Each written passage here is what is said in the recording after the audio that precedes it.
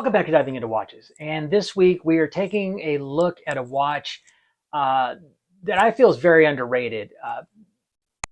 Many Swiss watches, well, all Swiss watches obviously started in Switzerland, but a lot of them ran into a lot of trouble and a lot of problems in the 60s and 70s with what they call the quartz crisis, when quartz movements were taking over the world and was kind of the death throes of the automatic watch.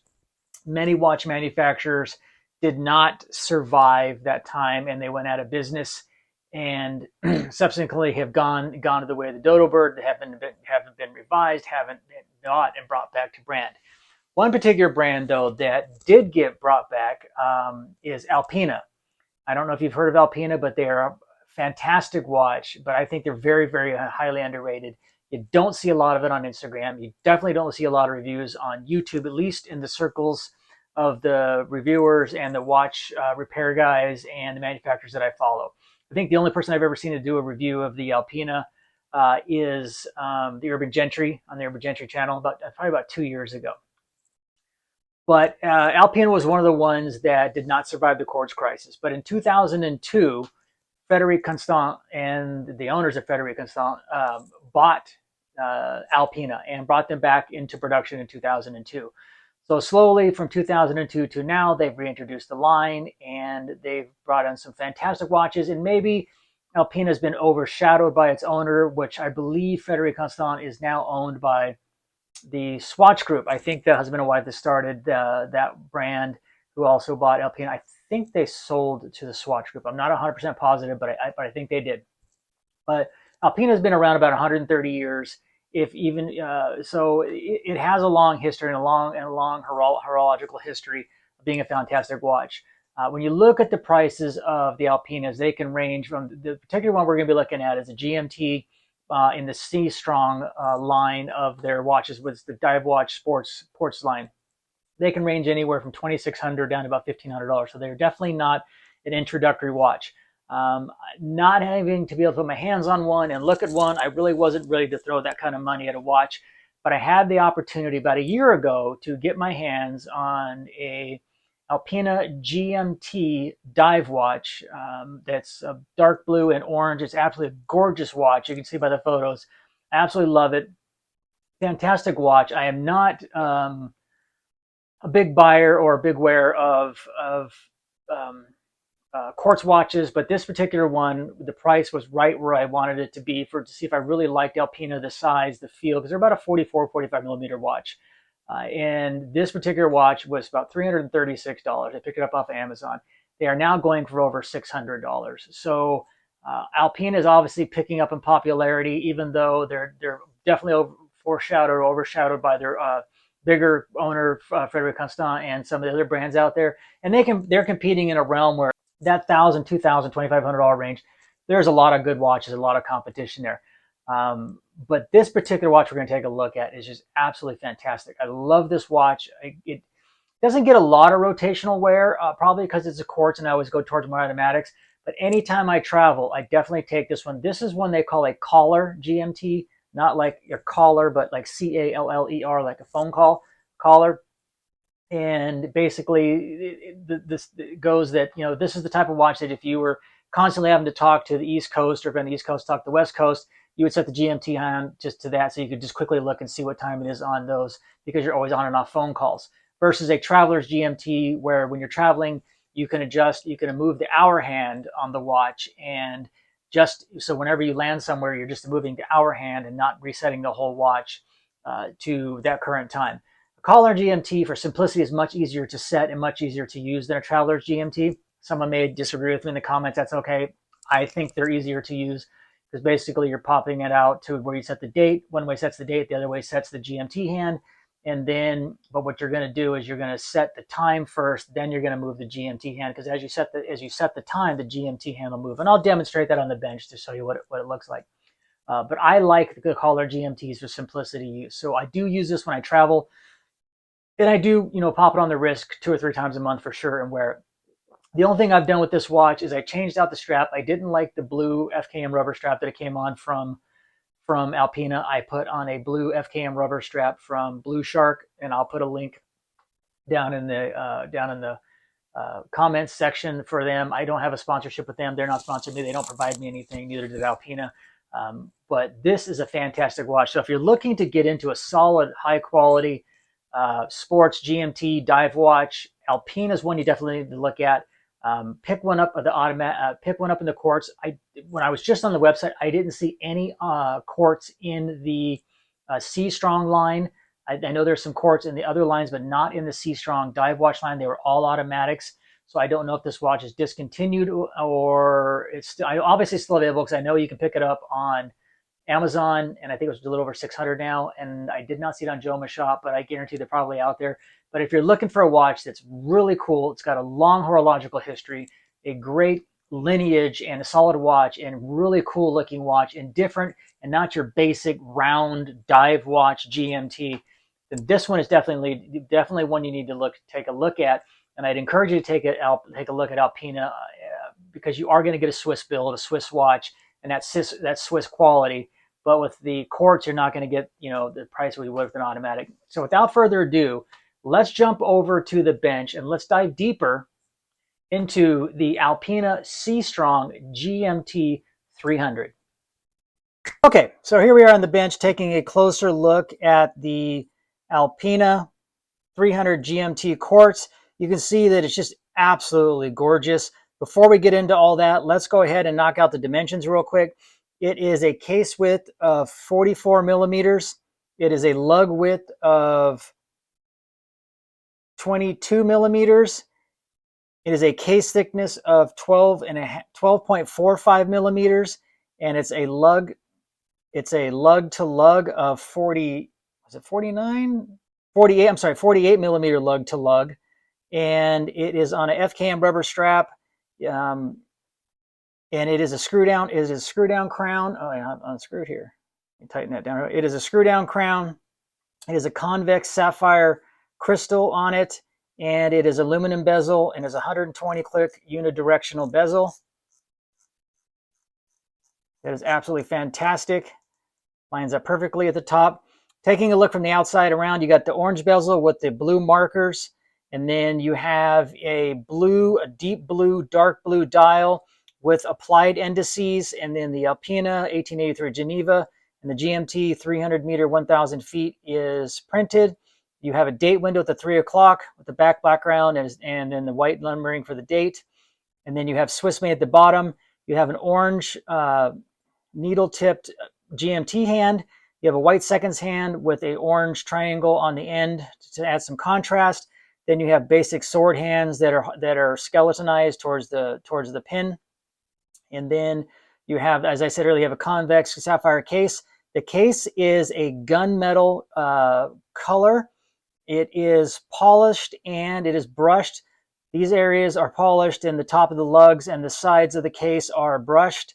And then the back has the engraved Alpina logo with the trident, and then the mountains of Switzerland. And then it says Seastrong Diver, Swiss made 300 atmospheres, which is 300 meters. You got the serial number and then the movement number over here. And then the name Alpina on it. As I said, it's a quartz movement. It is an AL247 quartz movement, which is an in-house quartz movement for Alpina, but it is based on the Ronda 515 movement. So if you're familiar with them, the screw down crown has, it is very nice. This knurling on it is, I want to say it feels like a textured rubber coating, but it's very, very simple to use. Just a simple screw down, pops out once, and you can set the date. And then moving it around the back counterclockwise, you actually set the GMT. So what you're going to do here when you're setting this one is, let's say we say it's 1400 in the time zone, which is 2 o'clock in the time zone we want to be. You would take your watch out, and then you would set your time to whatever time you want. So let's say the time zone where you're at is 10:10. You can see how the GMT hand moved, okay? So what you're going to want to do is you want to set your time first, then pop it back in once, and then move your GMT hand to where you want. So let's go back to 1400. So we're going to say it's 2 o'clock, wherever time zone we're in, and 10 a.m., or 10 a.m., 10 p.m., whatever, where you're at. Pop it back in and screw it down. So each time you change time zones, You would reset this time to whatever time zone you're going to, and you would just leave this one at whatever time zone you left. So if you're in the US, you leave that to that time, then you're going to Europe, you would reset the time over here. But you would have to, when you're setting the time, you have to reset your GMT time back to your original time, where a traveler GMT doesn't move the GMT. All you're going to do is change the hour hand. So you'd unscrew it and you could just move the hour hand forward or backwards, which would change the date or change the date back in a traveler's GMT, a true traveler's GMT. So that is the basics of a GMT watch. It is a lumed pip. The hands, the indices, and the GMT hand and the seconds hand are all lumed. And the lume is very nice. It's Swiss Luminova. It's very, very good. This is not the original band that I said it was on. This is a Blue Shark full FKM rubber band. And I know you can't tell by the video, but it is very, very, maybe you can tell, but it's very, very, very pliable, very, very comfortable. I really like Blue Shark bands. They're based out of Tucson. I believe they're based out of Tucson, Arizona, just down the road. I really love their bands. I love the full FKM. And the reason I went with this one is this is the original band that came out, a dark blue Tropics. And it's okay, it's comfortable, but it is not really pliable. It's more of a stiff rubber. I don't want to say plastic, but definitely where the cost savings was in the band. It does say Alpina on the back, and it says 2280. I think the 80 is the millimeters, and 22 millimeters. I don't know what the 80 members. I can't remember what that means. But then you have the matching buckle that says Alpina on it and is in the same gunmetal. I took it off. I did not like the band. It was just very uncomfortable. It didn't mold to the wrist really, really well. And I'll give you some wrist shots here in a second and then we'll do the lume, and I'll give you some wrist shots. But it's an extremely comfortable watch. It looks like it's on the larger side, but it's not. It wears very, very well in my 6 1/4. Though it is a rounded bezel, you can see the case is squared, almost kind of like a Mito multi-port TV looking style dive watch. I like that. It sets it apart. It is a screw down case back, and it is a solid watch. Obviously 300 meters or 1,000 feet. So you can definitely do anything you want with this one. It's water wise. You're not going to have any issues. So let's go ahead and kick off the lights, and then we will take a look at the lume on this Alpina. Okay, there is the lume on the Alpina GMT 300. You can see it's very, very good. You got the indices that are lumed. You've got the GMT hand that's lumed. Both hour and minute hand is lumed. I am corrected. The seconds hand is not lumed. That wouldn't have cool if it had done that. And then the pip at the 12 o'clock is lumed. I just hit this real quick with the blue light. And you can see that the indices are fading faster than the hands. But if you've been outside all day, this is going to glow really, really bright. You're not going to have any issues with it. The lume is fine. But you can see that the indices are fading faster than hands, but that was maybe 5 or 10 seconds just hitting it with the blue light. So let's flip the lights back on, and let's now get a wrist shot of what it looks like on a 6 1/4 inch wrist.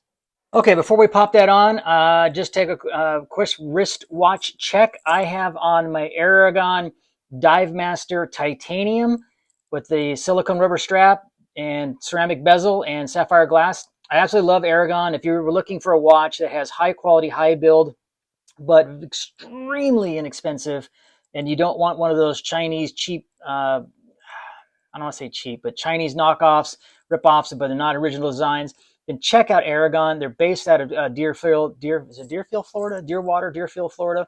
But Master Wing, I can't remember the name goes by, but I have 3 of them, and I absolutely love, maybe I have 4 Aragons, but I absolutely love these.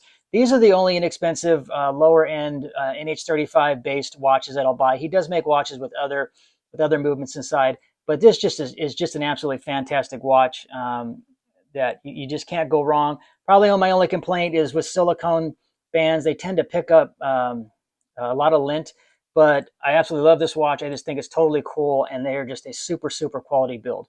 But let me pop this off, and let's pop on that GMT and see what you think. Okay, here is the Alpina GMT on my 6 1/4 inch wrist. I'll make sure that there's other video of me outside wearing it, so you can get some outside shots, pocket shots, etc. But it fits very, very comfortably. It does not fit huge on the wrist at all. The smaller lug width keeps it very, very nice, even though it's a 44 millimeter watch. The 48 millimeter lug to lug lets it lay very, very comfortably. the FKM rubber strap is much more comfortable and much preferred over the basic one that it came from. One of the things I like about Blue Shark is they also have these keeper holders. So this keeper here always stays, it doesn't slide. I love when the FKMs do that. I just like that extra feature. Even though this one's a little bit darker blue, I still think the lighter blue looks just fine. I mean, obviously the darker blue matches the bezel, but I think overall it fits very, very comfortable. Just extremely comfortable. No issues at all. No gapping. And I think there is a little bit of gapping with this band when it comes to the wrist area, but with this truly, really soft FKM rubber strap, it molds my wrist very nicely. And it's extremely comfortable. So I don't think you're going to be disappointed if you pick one of these up, either in an automatic or if you can find one still in the Quartz movement. I think there's a couple or maybe one still left on Amazon, but I know they're out there. You could probably find them on eBay in good condition.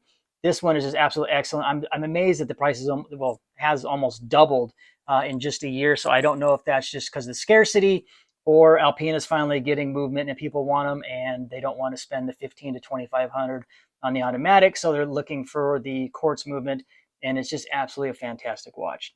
So let's pop this off and let's go back over to the studios for our final review on the Alpina GMT 300 Quartz. All right, folks, there you go. There's an in-depth look at the Alpina GMT 300.